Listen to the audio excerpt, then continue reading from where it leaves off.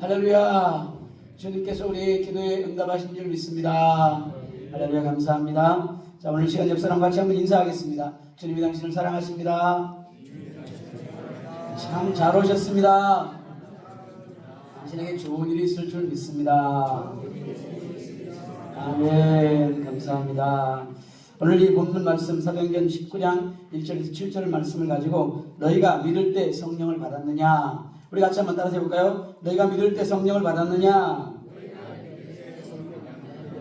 네, 이 말씀으로 우리 하나님 은혜를 나누고자 합니다.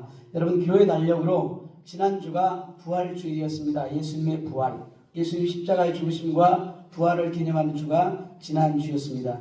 이제 부활절을 지나고 이제 지금은 이제 오순절을 준비하는 그 기간입니다. 여러분, 이스라엘에는 3대 절기가 있습니다. 그 절기가 6월절, 초막절, 그리고 77절이라고 합니다. 오순절이라고 하는데, 6월절은 이스라엘 백성이 출애굽한 것을 기념하는 절기입니다. 그리고 초막절은 출애굽한 이스라엘 백성들이 광야에서 유리하면서 초막에서 살았던 것을 기념하는 그런 절기이고요.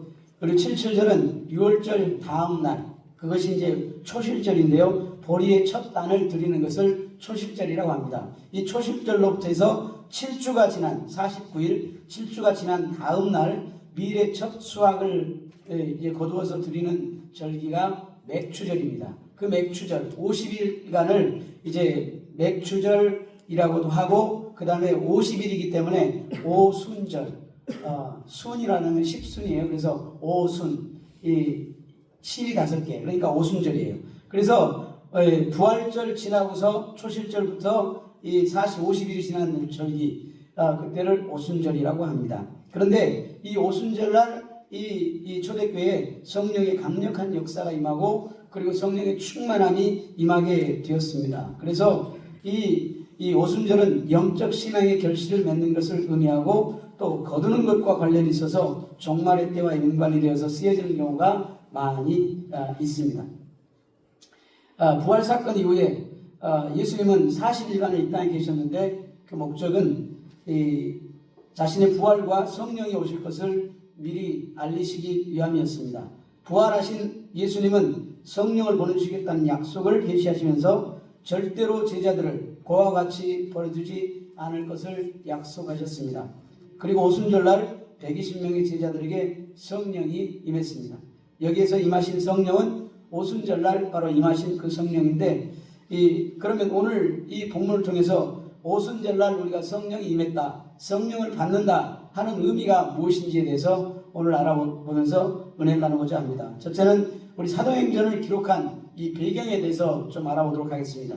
사도행전 1장 3절에서 5절을 보면 사도행전을 기록한 목적이 나와 있습니다. 이것은 하나님의 약속하신 것, 곧 성령을 보내실 것이니까 예루살렘을 떠나지 말고 기다리라는 예수님의 말씀이 기록되어 있습니다.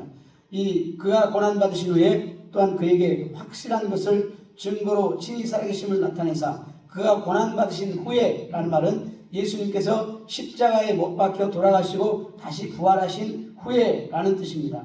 이 확실한 많은 증거로, 본인이 예수님께서 부활하셨다는 것을 많은 증거로 친히 살아계심을 나타내시고 40일 동안을 그들에게 보이시면서 하나님의 일을, 나라의 일을 말씀하시니라. 이 사도와 함께 모이사 그들에게 분부하여 이르시되 예루살렘을 떠나지 말고 내게서 들은 바 아버지께서 약속하신 것을 기다리라. 요한은 물로 세례를 베풀었으나 너희는 몇 날이 못되어 성령으로 세례를 받으리라. 이렇게 말씀을 하셨습니다. 부활하신 주님께서 제자들에게 약속하신 성령에 대해서 말씀하시는데, 제자들이 묻습니다. 이 주께서 이스라엘 나라를 회복하심이 이때입니까? 이렇게 묻습니다. 참 이걸 보고 완전히 우리가 이 자다가 봉창 뜯는 소리라고 합니다. 제자들의 엉뚱한 질문 속에는 제자들이 여전히 예수님을 모르고 있다는 사실입니다. 예수님을 정치 지도자나 사회운동가로 크게 오해하고 있다는 것을 말하고 있습니다. 그러나 본문에서 분명히 예수님께서는 부활하신 후에 40일간 하신 일이 정치 세력을 모으는 일이 아니라 하나님의 나라의 일을 전하는 데 집중했다고 이렇게 기록을 하고 있습니다. 그럼에도 불구하고 제자들은 여전히 이스라엘을 로마의 속국으로부터 독립할 정치 지도자로 오해하고 있던 것입니다. 참 가슴 아프고 통탄할 일이 아닐 수 없습니다. 십자가 지시고 죽으셨다, 다시 부활하셔서 하나님의 나라를 전하고 있는 상황인데 제자들은 여전히 정신을 못 차리고 예수 그리스도를 이해하지 못하고 있는 것입니다. 예수님이 부활하셨다는 소식을 들은 도마는 내가 예수님의 못자국 난 손에 내 손가락을 집어넣어 보지 않고 예수님의 옆구리에 난 창자국을 이 손에 넣어보지 않고는 예수님의 부활을 믿지 못하겠다, 이렇게 이야기를 했습니다. 그런 도마에게 나타나셔서 도마야, 네 손으로 내 못자국 난 손을 만져보고 네 손가락을 내 옆구리에 넣어보고 믿음 없는 자가 되지 말고 믿음 있는 자가 되라, 이렇게 말씀하셨습니다. 이쯤 되면 완전히 자신의 사고방식과 신념체계, 가치관 이런 것들이 완전히 조각이 나고 이제 변화되어야 되지 않겠습니까? 그런데 여전히 이 예수님의 제자들은 깨닫지를 못하는 것입니다. 고정관념의 틀을 깨뜨리기가 그렇게 어렵다는 것입니다. 예수님께서 그렇게 함께 먹고 자고 같이 다니면서 현장에서 하나님의 영광을 나타내며 많은 기적과 이사를 보여주시며 또 가르치셨고 또 산에서 강에서 바다에서 하나님의 나라에 대해서 천국 복음에 대해 구체적으로 여러 비유와 방법을 들어 가르치시기도 하셨습니다. 그러나 제자들은 자신의 고정관념의 생각의 틀 속에 갇혀 있었기 때문에 주님의 말씀을 이해하지 못한 것을 발견하게 됩니다. 계속 마이크에서 이 잡음이 나는데 계속 이 500명의 제자들이 감람산에서 예수님의 승천을 보았고 승천하시기 전에 예루살렘을 떠나지 말아라, 그리고 약속하신 것을 기다리라, 곧 성령이 임할 것이다 라는 말씀을 분명히 제자들이 들었습니다. 그런데 마가다락방에서 기도하는 제자들은 고작 120명밖에 되지 않았습니다. 380명은 어디로 간 것입니까? 이와 같이 이 예수님께서 부활하시고 승천하신 사건을 분명히 듣고 그리고 보고 그리고 알고 있으면서도 이 내 고정관념의 틀 속에 갇혀 있으면 이 다른 사람에 대해서 이해할 수가 없는 것입니다. 예수님에 대해서 이해할 수가 없었던 것입니다. 마찬가지로 우리가 이 내 고정관념의 틀 속에만 갇혀 있으면 우리 다른 사람들이 이야기하는 것에 대해서 이해할 수가 없고 다른 사람 생각을 받아들일 수도 없습니다. 당연히 하나님의 생각을 받아들이는 것은 더 어려운 문제인 것입니다. 하나님의 나라는 세상의 가치관, 세계관과 완전히 다르기 때문입니다. 어떨 때 보면 정말 우리가 말이 안 통하는 사람이 있습니다. 그렇게 설명을 해도 이해를 못하고 자신의 생각에 갇혀서 자기 입장만 얘기하고 눈앞에 이익만 계산하다 보니까 상대방의 마음은 안중에도 없고 대화가 안 되고 문제의 해답은 찾지 못하고 빙빙 도는 모습을 보게 됩니다. 그런 사람을 앞뒤가 꽉 막힌 사람이라고 합니다. 그런 사람과 대화를 하면 얼마나 답답한지 모릅니다. 나를 내려놓기가 그렇게 어려운 것입니다. 내 생각을 빨리 내려놓아야 주님이 제대로 보이고 은혜도 받고 주님의 뜻을 이해할 수가 있는 것입니다. 이런 글로벌화가 되어서 이 글로벌화로 인해서 외국어를 잘하는 것이 너무너무 중요해졌습니다. 베트남인들이 한국어를 잘하는 것은 성공의 지름길로 여겨질 정도입니다. 저희 이제 베트남에서 그 센터에서 한국어를 하는 전도사가 하나 있었습니다. 그 전도사는 다른 사역자들보다 이 5배, 6배나 많은 그런 사례비를 받을 수가 있었습니다. 언어가 그렇게 가치가 있기 때문인 것입니다. 제가 요즘 모 대학에서 대학생들 전도를 하고 있는데 교수들을 만나서 대화를 하는데 베트남어로 강의를 할 수 있느냐고 물어서 그렇다고 얘기를 했더니 대학 총장이 저를 만나자고 했습니다. 그래서 제가 총장을 만나서 30분, 40분 대화를 나누면서 대학 총장과 교수님과 직원들에게 복음을 전했습니다. 그런데 언어를 잘하는 방법이 뭐냐면 내 방법, 내 고집을 빨리 버리는 것입니다. 현지인이 하는 말을 그 현지인들이, 그 나라 현지인들이 하는 말을 잘 듣고 그대로 따라서 하는 거예요. 예를 들어서 이제 영어의 알파벳과 베트남어 알파벳이 쓰는 것은 같아요. A, B, C, D. 그런데 발음이 달라요. 예를 들어 B라고 이렇게 써놓으면 우리는 B라고 읽잖아요. 베트남 사람들은 버라고 읽어요. P를 써놓고는 우리는 P라고 읽는데 그 사람들은 뻐라고 읽어요. 우리는 T를 써놓고 T라고 읽는데 그 사람들은 떠라고 읽어요. 그리고 이제 D를 써놓고는 뭐라고 읽냐 그러면 너 이렇게 읽어요. 이게 발음을 이 발음을 그 현지인의 발음에 따라서 해야 되는데 그렇게 발음을 못하면 말이 안 되는 거예요. 아무리 말을 우리가 잘한다고 그렇게 해도 현지인들이 이해를 못하는 거예요. 베트남 사람들이 우리가 이제 감사합니다 이렇게 가르쳐 주잖아요. 그러면 그 사람들은 그 발음을 딱 보고 뭐라고 하냐면 감사합니다 이렇게 하는 거예요. 축복합니다 그러면은 축복합니다 이렇게 따라서 하면 되잖아요. 근데 축복합니다 이렇게 얘기하는 거예요. 이 제 고집대로 발음을 계속하면 이 사람은 절대로 이 언어를 할 수가 없어요. 그 사람은 언어가 안 되는 거예요. 이렇게 우리 자신을 내려놓는 것, 이게 너무 중요한 거라는 것입니다. 예수님은 승천하시고 500여 제자들 중에서 다 흩어진 120명만 다 흩어져 버리고 이 120명만이 마가다락방에 모여서 함께 간절히 기도했습니다. 이제 예수님도 안 계시죠. 그러나 이 약속의 말씀을 붙잡고 예수님께서 하신 말씀, 약속의 말씀을 붙잡고 기도하는 것입니다. 그 약속의 말씀은 성령으로 세례를 받으리라 라는 것이었습니다. 그리고 10일 후인 오순절날 이제 기도하고 있는 제자들에게 성령이 강력하게 임하게 되었습니다. 그리고 그들은 사방으로 터져서 그 성령의 능력을 따라서 복음을 전하는 삶을 살게 되었습니다. 이것이 사도행전의 배경입니다.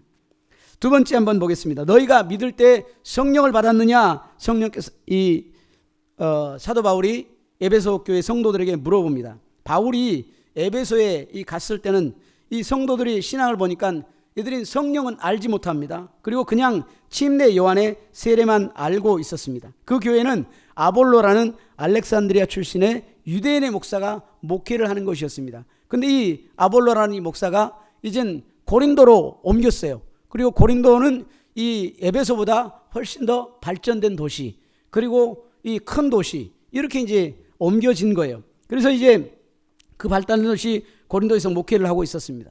아볼로가 이 고린도에서 설교를 꽤 잘했던 것 같아요. 설교를 잘했어요. 그래서 인기가 있었습니다. 그리고 이 명성이 있었습니다. 그런데 비록 이 아볼로가 그곳에서 개인적인 그 영향력 있는 모습은 보여줬을지 모르지만 그가 있으면서 성도들 사이에서 분쟁이 생겼다는 것은 이 아볼로가 목회를 잘 못했다는 거예요. 저는 아볼로가 고린도에서 목회를 잘하지 못했다고 생각합니다. 왜냐하면 성도들이 서로 나뉘어서 나는 아볼로에게, 나는 게바에게, 나는 그리스도에게 속한 자라고 하는 분쟁이 일어나게 했기 때문입니다. 교회에서 다툼과 분쟁은 하나님이 절대 좋아하시지 않는다는 사실입니다. 이후에 바울이 그곳에 가서 다시 문제를 수습하게 됩니다. 바울은 심었고 아볼로는 물을 주었으되 오직 하나님께서 자라게 하셨나니 그런즉 심는 이와 물 주는 이가 아무것도 아니로되 오직 자라게 하시는 이는 하나님뿐이라고 하면서 성도들을 하나님이 주인이시다, 사람이 주인이 아니다, 바울이 주인이 아니고 그리고 아볼로도 주인이 아니다, 게바 베드로도 주인이 아니다, 하나님이 주인이다, 이렇게 얘기를 하면서 이 하나님의 주인임을 재확인시켜 주시면서 이 고린도에 있었던 문제를 수습하게 됩니다. 에베소에서도 마찬가지입니다. 이 아볼로가 에베소에 있을 때도 이 별로 목회가 신통치 못했어요. 그가 전한 복음은 성령의 능력은 전하지 못했고 단지 요한의 세례만 전할 뿐이었다, 이렇게 기록하고 있습니다. 그래서 이 바울이 이 에베소에 가서 이 성도들에게 물어봅니다. 너희가 믿을 때 성령을 받았느냐? 이렇게 이제 물어보는 거예요. 그러니까 성도들이 뭐라 그러냐? 우리가 성령이 있음도 듣지 못했습니다, 이렇게 얘기를 하는 겁니다. 그래서 사도 바울이 복음을 다시 전하고 그리고 이 안수하니까 성령으로 세례를 받게 되었다라고 이렇게 이야기를 하고 있습니다. 이 목회는 뭐냐? 이 성도들을 성령으로 충만하게 만드는 것이 목회입니다. 할렐루야. 이럴 때는 아멘이 나와야 되는데 성령 충만하기 싫으세요? 자, 이 목회는 성도들을 성령으로 충만하게 만드는 게 목회입니다. 성도들이 성령으로 충만해야 성도들이 비로소 영의 눈이 제대로 뜨이게 되는 거예요. 영의 귀가 제대로 열리게 되는 거예요. 육신의 생각이 변해서 영의 생각으로 제대로 세워지게 되는 것입니다. 그냥 교회에서 일만 많이 한다고 이게 우리가 되는 문제가 아니에요. 이게 성령으로 충만해야 되는데 그렇게 하려면 어떻게 해야 되느냐? 이것을 우리가 배워야 되는 것입니다. 그 성령으로 충만해야 우리가 믿음에 제대로 서게 되고 하나님께서 원하시는 일을 우리가 하게 되고 하나님께 영광받는 삶을, 하나님께 영광 돌리는 삶을 살아가게 되는 것입니다. 믿음에는 구원받는 믿음과 성령 충만한 믿음으로 구분될 수 있습니다. 당시에 에베소 교회 성도들의 신앙 상태는 구원받는 믿음은 있었던 것으로 보여집니다. 그런데 우리가 반드시 기억할 것은 우리의 믿음이 단지 믿어서 구원받는 것으로 그치지 않고 하나님의 영광을 나타내는 삶을 사는 것이 하나님이 우리를 부르신 목적이라고 하는 사실입니다. 베드로전서 2장 9절 말씀에 너희는 택하신 족속이요 왕같은 제사장이요 거룩한 나라요 하나님의 소유된 백성이니 이는 너희를 어두운 가운데서 불러내어 그의 기이한 빛에 들어가게 하신 자의 아름다운 덕을 선포하게 하려 함이라. 이렇게 얘기를 했습니다. 구원받은 믿음에서 하나님의 나라를 선포하는 믿음의 단계에 이르기 위해서는 강력한 폭발력 있는 이 다이나마이트와 같은 성령의 역사가 필요한 것입니다.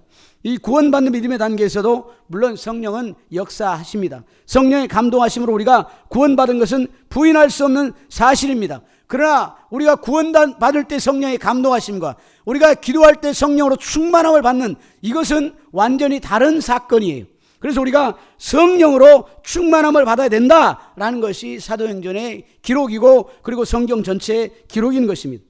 이 성령의 감동하심으로 예수를 믿었어도 성령 충만이 없으면 구원의 확신이 없이 내가 예수를 믿었는가? 내가 예수를 믿고 있는가? 천국이 있는가 없는가? 왔다리 갔다리 하는 신앙이 되고 복음 증거도 못하는 병약한 그런 성도로 살아간다는 사실입니다.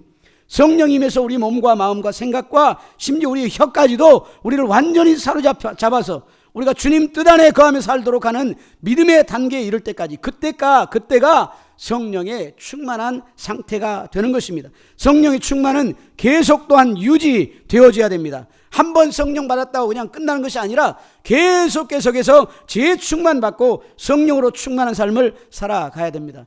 이 성령은 소멸되어 사라지기도 하는 것입니다. 데살로니가전서 5장 19절 말씀에 성령을 소멸치 말라 이렇게 이야기를 하고 있습니다. 이 소멸치 말라는 단어가 스베누떼라는 말입니다. 헬라 말로 스베누떼라고 이야기하는데 이것은 뭔 말이냐 그러면 타고 있는 불을 꺼버리는 것을 이야기하는 거예요. 그냥 꺼지는 것이 아니라 타고 있는 불을 꺼버린다. 성령의 불을 꺼버리는 것, 그걸 바로 스베누떼라고 이야기하는 거예요. 꺼져버리는 것이 아니라 꺼버리는 것. 우리가 성령을 꺼버릴 수 있다라는 것이에요. 성령의 불을 꺼뜨려 버릴 수 있다는 것입니다. 기도하지 않고 예배드리는 것을 소홀히 하고 모이기를 패해버리고 공동체를 소홀히 하고 성전 중심이 아닌 개인적 이기적으로 신앙생활하면 성령이 소멸되어 버린다는 것입니다. 마태복음 25장에 미련한 5처녀와 슬기로운 5처녀가 나옵니다. 모두가 함께 신랑이 오기를 기다리며 잠을 자고 있었습니다. 그런데 밤중이 되어서 갑자기 소리가 들립니다. 신랑이다, 맞으러 나오라 하니까 그 처녀들이 다 일어나 등을 준비하는데 이 미련한 자들이 슬기 있는 자들에게 이야기합니다. 우리의 등불이 꺼져가니 너희 기름을 좀 나눠달라 이렇게 이야기를 합니다. 등불이 꺼져간다는 말은 기름이 있었다는 이야기입니다. 그리고 등불이 켜져 있었다는 얘기예요. 근데 꺼져간다는 이야기예요.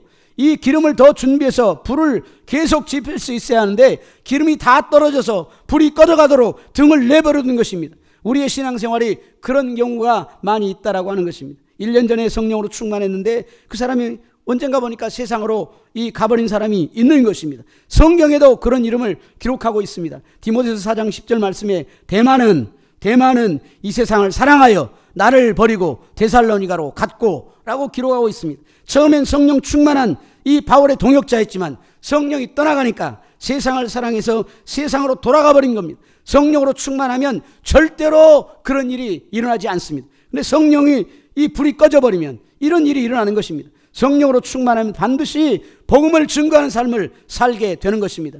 복음이 분명하고 선명하게 증거되고 증명되는 삶을 우리가 살아내야 되는 것입니다. 복음이 우리의 삶의 뒷전에서 어슬렁거리는 그런 삶을 살지 않아야 되는 것입니다. 복음을 부끄러워하는 삶은 구원받은 성도, 성령 충만한 성도의 삶이 아닌 것입니다. 혹시 우리가 우리의 자녀들에게, 우리의 다음 세대에게 복음이 없어도 건강하면 된다, 복음이 없어도 부자로 살면 된다, 복음이 없어도 성공하면 된다, 복음이 없어도 좋은 직장 구하면 된다, 복음이 없어도 좋은 대학에 들어가면 된다, 이렇게 우리 자녀들을 가르치지 않습니까? 또 이렇게 우리가 기도하고 있지는 않습니까? 자녀가 세상에서 잘 나가고 좋은 직업을 갖고 돈 잘 벌고 건강해서 예수도 안 믿고 세상을 따라 살도록 내 마음이 편하다면, 그렇게 살아가고 있는데 내 마음이 편하다면 이것은 성령 충만한 상태가 아니라는 사실입니다. 우리가 성령 충만하지 않으면 복음이 삶의 뒷전으로 밀려나서 복음이 고통스러워하고 복음이 어슬렁대고 복음이 슬퍼하는 삶을 살아가게 되는 것입니다. 등불을 말 아래 두지 않고 높은 등경 위에 놓아두어서 빛을 발하게 하는 것처럼 우리 복음이 세상에 비추이도록 우리가 높은 곳으로 올라가야 되는 것입니다. 바울은 말합니다. 내가 복음을 부끄러워 아니하노니 이 복음은 모든 믿는 자에게 구원을 주시는 하나님의 능력이 됨이라. 여러분, 전도하면서 술 마시고, 전도하면서 도박하고, 전도하면서 성욕으로 취해 있고, 전도하면서 도둑질하고, 전도하면서 남을 해치는 일 할 수 있습니까?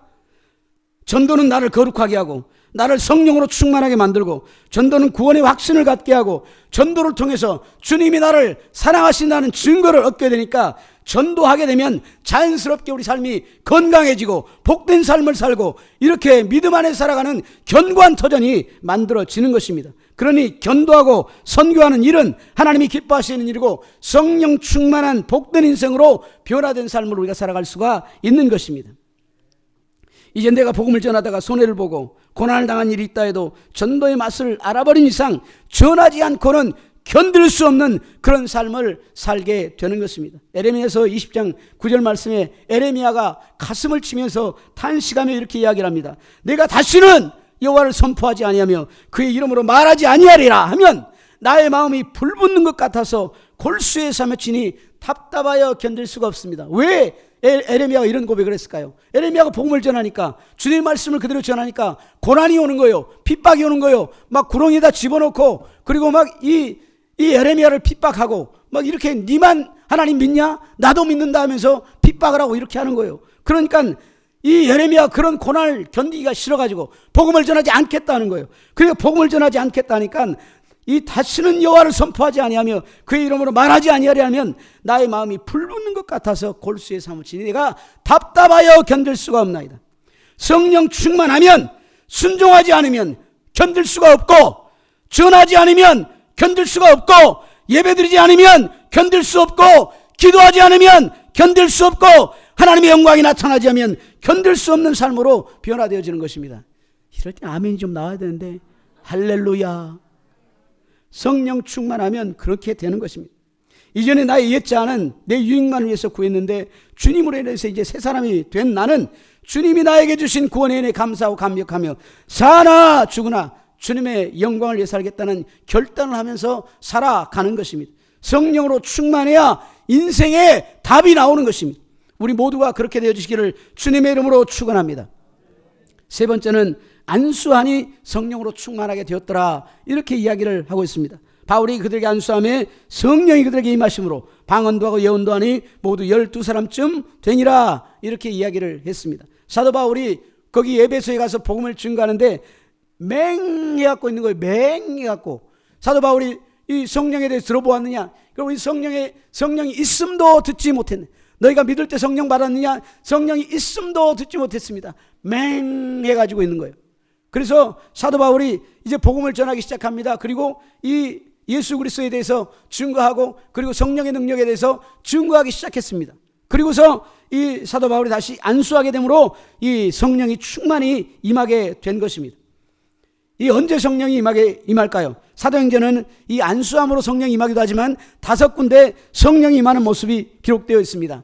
오로지 기도에 힘쓸 때 사도행전 1장 14절 말씀에 이 예수님께서 하늘에 승천하신 후에 이 120문도가 모여가지고 이제 바가다락방 모여서 이 날마다 성령으로 충만하기 위해서 기도를 하는 것입니다. 기도할 때 오직 기도에 힘쓸 때 성령으로 충만한 역사가 나타났습니다. 두 번째는 진정으로 회개할 때 성령의 역사가 나타났습니다. 사도행전 2장 38절에 너희가 회개하여 각각 예수 그리스도의 이름으로 세례를 받고 죄사함을 받으라, 그리하면 성령을 선물로 받으리니. 회개할 때 성령의 역사가 나타나는 것입니다. 우리의 마음속에 있는 죄를 숨겨두고는 절대로 성령의 역사가 나타나지 않는 것입니다. 우리가 마음속으로 알고 있는 죄, 그리고 아직까지 내가 인식하지 못하고 있는 그런 죄들도 성령의 역사를 통해서 우리가 이 깨닫게 되고 회개할 수 있도록 그렇게 기도해야 될 줄 믿습니다. 성령을 통해서 우리가 회개하면 성령의 능력을 우리가 선물로 받게 되는 것입니다. 그리고 순종할 때 성령의 역사가 임한다. 하나님이 자기의 순종하는 사람들에게 주신 성령이라고 사도행전 5장 32절에 말씀하십니다. 순종하면 우리가 말씀을 듣고 그냥 흘려버린 것이 아니라, 오늘 예배 시간 듣고 그냥 지나가 버린 것이 아니라, 예배 시간 말씀을 들으면 이 말씀을 내 마음 가운데 새기고, 그리고 말씀을 붙잡고 일주일을 살아가는 것입니다. 그 말씀에 순종하기를 결단하며 살아갈 때 하나님이 역사하시고 성령 충만한 역사가 우리에게 일어나는 것입니다. 그리고 말씀을 들을 때 성령이 임한다고 했습니다. 베드로가 이 말을 할 때 성령이 말씀을 듣는 모든 사람에게 내려오시리, 고넬료의 가정에 주신 말씀입니다. 베드로가 이방 고넬료 사람에게, 고넬료에게 이 복음을 증거할 때에 고넬료가 그 말씀을 듣고 아멘으로 받을 때 성령이 말씀을 듣는 모든 사람에게 내려왔다, 이렇게 이야기를 하고 있는 것입니다. 이렇게 여러분은 언제 성령으로 충만한 경험을 해보셨습니까? 지금은 그 성령의 충만함을 혹시 유지하고 계십니까? 아니면 우리의 믿음이 아직도 성령이 있음도 듣지 못했다는 에베소 교회 성도들처럼 그런 상태에 있는 것입니까? 아니면 옛날엔 나도 성령으로 충만했었지라고 박물관 신앙에 빠져있는 그런 성도가 있지 않습니까? 우리 모두 성령의 충만함을 받고 또 회복하시기를 주님의 이름으로 축원합니다. 성령으로 충만함을 회복하기 위해서는 기도 중심, 십자가 중심, 말씀 중심, 예배 중심, 그런 삶을 살아야 되는 것입니다. 방법이 그것밖에 없습니다. 다른 방법이 없는 것입니다. 일을 잘해서 우리가 성령 충만을 받는 것이 아닙니다. 돈을 많이 벌어 성령 충만한 것이 아닙니다. 세상 지식이 충만해서 성령 충만 받는 것이 아니라는 사실입니다. 성령 충만 받는 데는 왕도가 없습니다. 단지 하나님 말씀에 순종해서 말씀을 부여잡고 기도하고 십자가를 의지하는 것 방법밖에는 없다는 사실입니다. 처절하게 치열하게 끝까지 우리가 기도하는 것입니다. 성령 충만하시기 위해서. 그럴 때 성령이 우리 가운데 임하는 것입니다. 여러분, 우리나라의 지성이라고 하는 우리 이어령 교수 여러분 잘 아시잖아요. 이어령 교수가 이젠 나이가 들어서 예수를 믿게 되었습니다. 이분이 많은 책을 썼는데 지성에서 영성으로라는 책에서라는 책을 썼습니다. 그 책에서 이런 이야기가 나와요. 제비둥지 안에는 여러 마리의 새끼가 있는데 이 어미는 어떻게 먹이를 먹은 놈 그리고 안 먹은 놈을 구분하면서 공평하게 그 입안에 먹이를 넣어줄 수 있을까? 여러분 어떻게 구분할 수 있다고 생각하세요? 어미는 본능적으로 배고픈 새끼에게 먹이를 먼저 주는데 어떻게 배고픈 새끼를 찾을 수 있을까? 입을 가장 크게 벌리는 새끼가 배고픈 새끼라는 겁니다. 입을 크게 벌린 새끼가 아직 먹지 못한 새끼라는 것을 엄마 제비는 안다는 것입니다. 그래서 어미 제비는 입을 크게 벌리면서 악을 쓰면서 입을 크게 벌린 새끼에게 먹이를 준다라고 하는 사실입니다. 시편에서도 이 말씀을 기록하고 있습니다. 시편 81편 10절 말씀에 내 입을 크게 열라 내가 채우리라. 기도하면 반드시 주님께서 응답해 주시는 것입니다. 믿음을 가지고 기도하십시다. 안수를 받으면서 기도하든 말씀에 그저 순종하면서 기도하든 회개하면서 기도하든 말씀을 집중해서 듣든 중요한 것은 주님을 만나기 위한 몸부림이 우리에게 있어야 된다는 것입니다. 그러면 주님은 우리를 만나주시고 우리를 성령으로 충만하게 하는 것입니다. 영국의 자연주의 시인 워즈워드가 이런 시를 썼습니다. 무지개라는 시에서 이렇게 노래합니다. 하늘의 무지개를 바라보면 내 가슴은 뛰노라. 하늘의 무지개를 바라보면 이 무지개 안에 하나님의 영광이 있는 것을 바라보고 그걸 감격하면서 무지개를 바라보면 내 가슴은 뛴다. 이렇게 이야기를 했습니다.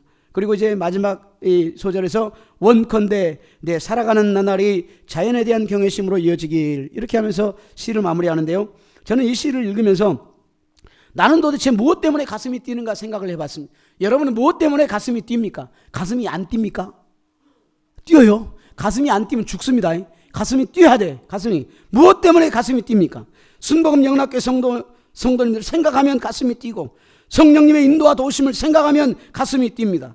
복음 전도와 선교를 생각하면 가슴이 뛰고 교회의 부흥을 생각하면 가슴이 뜁니다. 순복음 영락교회 성도들 모두가 성령으로 인해 가슴 뛰는 은혜가 있으시기를 주님의 이름으로 축원합니다. 결론으로 말씀을 드리겠습니다. 순복음 영락교회 요즘 해야 할 일들이 참 많습니다. 그런데 이 일이 중요한 것이 아니라 이 일을 통해서 하나님의 살아계심을 우리가 보고 하나님의 영광을 보는 것입니다. 5월 11일 베트남인 초청 문화행사가 있고요. 5월 18일은 세가족 초청 페스티벌이 있고 5월 26일 3일간 붕괴가 열립니다. 그리고 지금 엘리베이터 설치 작업이 진행되어 있고요. 내일은 또 우리 극동방송에 가서 또 우리 이 기도에 대해서 간증하는 우리 팀들이 또 있습니다. 여러 가지 할 일들이 우리가 많이 있습니다. 순복음영락교회가 성령으로 충만해서 주님의 영광을 나타내고 하나님의 기쁨 되드리는 교회가 되기를 간절히 소망합니다. 함께 말씀을 생각하면서 우리 한번 잠시 기도하겠습니다. 하나님 우리에게 은혜를 주시고 복음 전할 수 있도록 성령으로 충만하게 하여 주옵소서. 하나님 우리가 성령으로 충만해서 하나님의 영광을 나타내는 귀한 삶을 살아갈 수 있도록 하나님 역사해 주옵소서. 우리 같이 한번 기도하겠습니다. 할렐루야 할렐루야. 좋으신 아버지 하나님, 주님을 사랑하는 감사합니다. 하나님 오늘도 주님께서 우리에게 연해 주시고 하나님 귀한 말씀 허락하여 주셔서 감사합니다.